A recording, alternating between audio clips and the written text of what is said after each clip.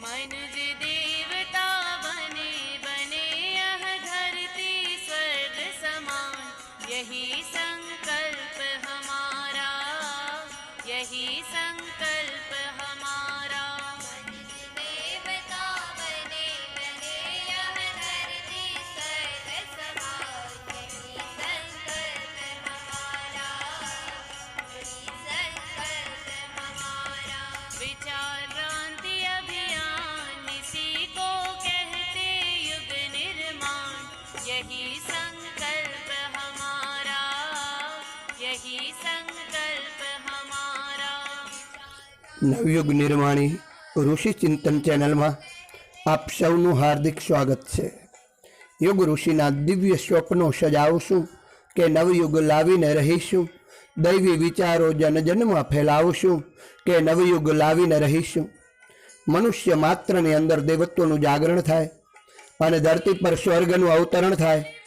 21મી सदी उज्ज्वल भविष्यनुं स्वप्न पोतानी दीर्घदृष्टिथी जोनार તેમજ શાંતિકુંજ હરિદ્વારની દિવ્ય રચનાથી તે કાર્યને તીવ્ર ગતિ આપનાર યુગ ઋષિ તપોનિષ્ઠ પંડિત શ્રીરામ શર્મા આચાર્યજીએ પોતાના પ્રતિ કડકમાં કડક, બીજાઓ પ્રતિ ઉદારમાં ઉદાર વલણ અપનાવી પ્રેમનો સંદેશો પૂરા વિશ્વને આપી પોતાના સમગ્ર પરિવારની યુગ નિર્માણ કાજે આહુતિ આપી વિશાળ ગાયત્રી પરિવારની રચના કરી પોતાના હિમાલયની દૈવી ગુરુચેતનાને સમર્પિત થયા અને 3200 પુસ્તકો જેટલું યુગ સાહિત્ય રચ્યું, જેમાં આજની આપણી તમામ સમસ્યાઓનું સમાધાન રહેલું છે।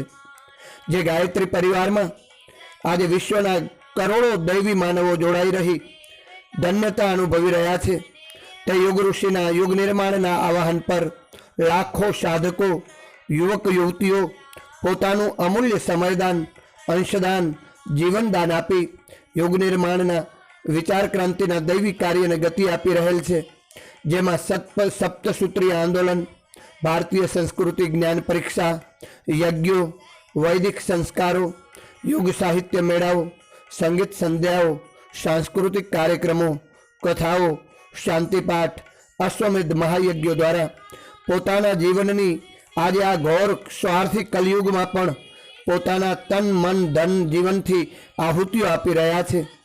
तेमां एक नानकड़ी खिसकोलीनी दिव्य भावनानो अमूल्य प्रयास, खरा दिलथी प्रयास, इंटरनेटना माध्यमथी, यूट्यूब ऋषि चिंतन चेनलना माध्यमथी गायत्री परिवार जेतपुर राजकोट तेमज गायत्री परिवार सरगासण गांधीनगर गुजरात द्वारा पण दैवी युग निर्माण कार्यने, विचार क्रांतिना कार्यने तीव्र गति अपाई रहेल छे। त्यारे ए लाखों समयदानी भाई बहनोमांथी दिव्य प्रेरणाओ लई आ युग ऋषिना दैवी विचारों ने जन जन में फॉरवर्ड करी आपणे पण युग निर्माणना सहभागी बनी युग निर्माणना दैवी कार्य में सहभागी बनी दैवी संस्कृति, ऋषि संस्कृति, सतयुगी संस्कृति लाववामां संकल्पित थई पोतानुं जीवन धन्य बनावीए ए भावना साथे आजनुं दिव्य ऋषि चिंतन।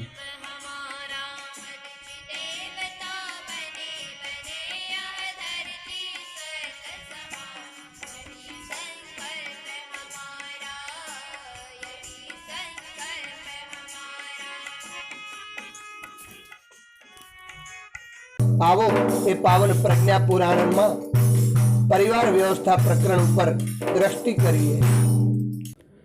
परिवार व्यवस्था प्रकरण में गुरुदेवे केटली केटली दिव्य वातो करी छे।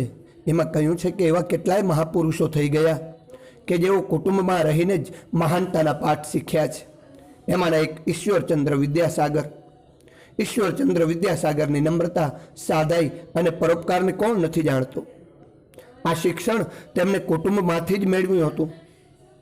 तेओ पोताना माटे ओछामां ओछो खर्च करता अने बचेला धननो उपयोग परमार्थना कार्योमां करता। पोताना आ गुण पोतानी मां पासेथी तेओ शीख्या हता। श्री रविन्द्रनाथ ठाकुर पण एक महान कवि हता। तेमणे शाळामांथी थोडुं घणुं ज्ञान मेळव्युं हतुं। कॉलेजमां तो प्रवेश ज लीधो हतो। तेमनुं भाषा ज्ञान, साधनात्मक अभिरुचि, काव्य प्रतिभा आ बधुं पोताना पिताजी तथा भाईओनी देखरेख हेठळ विकास पाम्युं हतुं। भारतेन्दु हरिश्चंद्रना घरमां साहित्यिक गोष्ठी थती हती। आखुं कुटुंब साहित्य प्रेमी हतुं। એ જ પાઠશાળામાં ભારતેન્દુ બાળપણથી જ કવિતાઓ લખવા લાગ્યા અને સુખી સંપન્ન હોવા છતાં પણ સાદું જીવનની સાધના કરતા રહ્યા. ગુરુદેવે કહ્યું છે કે પ્રગતિના બે આધાર, સાદું જીવન, ઉચ્ચ વિચાર. વિનોબા ભાવેની માતા પણ પોતાના અને પારકાનો ભેદ રાખ્યા વગર દરેકની સાથે સારો વ્યવહાર કરતી હતી. નિયમિત ઉપાસના પણ કરતી હતી. પિતા પણ વિવેકશીલ હતા. માતા પિતાના આ દિવ્ય સદગુણોનો પ્રભાવ એ ત્રણેય બાળકો ઉપર પડ્યા હતા અને ત્રણેય ભાઈઓ આદર્શ લોકસેવક બન્યા છે. ખૂબ સુંદર દ્રષ્ટાંતો આપ્યા છે. એક ખેડૂતને 4 પુત્રો હતા. કોનામાં કેટલી બુદ્ધિ છે તેની કસોટી કરવા માટે ખેડૂતે 4 પુત્રોને બોલાવી એક એક મુઠ્ઠી અનાજ આપ્યું અને કહ્યું કે તમારી મરજી મુજબ આનો ઉપયોગ કરો. મોટા પુત્રે એ અનાજ ચકલીઓને ફેંકી દીધું, ચકલીઓ માટે ફેંકી દીધું. બીજાએ તેની રોટલી બનાવીને ખાધી. ત્રીજાએ તેને ડબ્બામાં ભરી દીધું જેથી પિતાજી જ્યારે પાછું માંગે ત્યારે આપી શકે. પણ ચોથાએ એ અનાજને ખેતરમાં વાવી દીધું અને થોડા સમય પછી એક ટોપલો ભરીને અનાજ પિતાની પાસે મૂક્યું. જેણે અનાજમાં ખેતર વાવ્યું હતું તેને સમજદાર માની પિતાએ પોતાની બધી જ જવાબદારીઓ એને સોંપી અને કહ્યું કે કુટુંબમાં આવા જ ગુણોનો વિકાસ કરવો પડે છે. સમજદાર વ્યક્તિને જ કુટુંબની જવાબદારીઓ સોંપી શકાય છે. ભગવાન પણ આવું જ કરે છે. શારદા માએ નરેન્દ્રની શિખામણ આપી એનું પણ ખૂબ સુંદર દ્રષ્ટાંત છે. વિવેકાનંદ પરદેશ જઈ રહ્યા હતા. જતા જતા શારદા મણીમા પાસે આશીર્વાદ લેવા માટે ગયો. માતાજીએ કહ્યું, પહેલા તું મારું કામ કર, પછી જ બહાર જાજે અને પછી જ બહાર જવા માટે હું તને આશીર્વાદ આપીશ. સામે પડેલી ખુલ્લી તલવાર તરફ ઇશારો કરતા માતાએ કીધું, તું એને અહીંયા મારી પાસે લઈ આવ, મને આપ. વિવેકાનંદે પકડવાનો ભાગ માતાના હાથમાં મૂક્યો અને અણીવાળો ભાગ પોતાના હાથમાં રાખ્યો. માતાજીએ આશીર્વાદ આપ્યા અને કહ્યું, જે બીજાઓની મુશ્કેલીઓ સમજે છે તેના પર જ ભગવાન ખુશ રહે છે. જા, ભગવાનના આશીર્વાદ તારી સાથે જ છે. સ્વામી વિવેકાનંદજી પણ કહેતા કે મહાનતાના, દિવ્યતાના આ દૈવી ગુણો મને પરમહંસજીના કૌટુંબિક વાતાવરણમાંથી જ મળ્યા છે.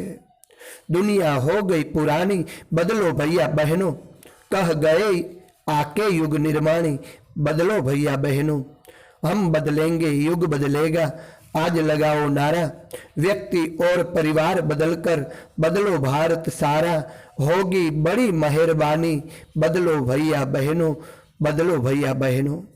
मानव मात्र यहाँ पर समान, मानव मात्र यहाँ पर समान, सबका ईश्वर एक, जाति वंश के भेदभाव पर आज लगा दो रोक, देनी होगी अब कुर्बानी, बदलो भैया बहनों, बदलो भैया बहनों।